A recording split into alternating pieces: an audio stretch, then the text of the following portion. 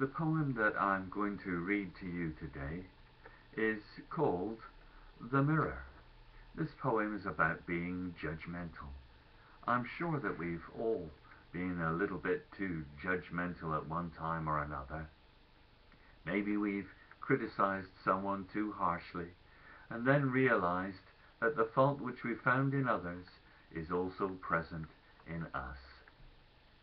The Bible invites us to be cautious and fair in our judgment of others. My poem, called The Mirror, is inspired in part by the Christian attitude towards the Pharisees. They had many failings. If we read the literature which they left behind, we find that they were striving to serve God, but like us, they found that they often fell short. We know from the New Testament that Jesus and his disciples had much in common with the Pharisees, and it appears to me that Jesus had more dealings with the Pharisees than with any other religious group that existed during the Second Temple period. If we come away from reading the New Testament thinking those awful Jews, then we've probably missed the point. As I have read about the successes and failures of the Pharisees, I have come to the conclusion that no matter how devoutly religious we may be, we cannot afford to be complacent about our standing before God and before other people.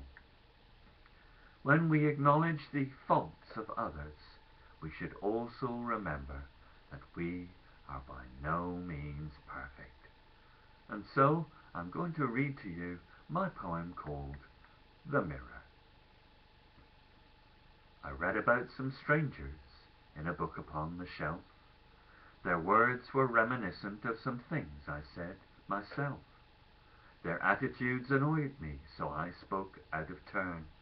Their errors are so obvious, when will they ever learn?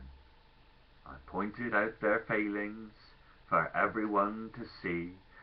As I pointed with my finger, 3 were pointing back at me. If only they were perfect, if only they were wise, if only they could see the world more clearly through my eyes. But then I stopped to check myself and realized that I was looking in the mirror and not at those other guys. At once my eyes were open as I suddenly awoke.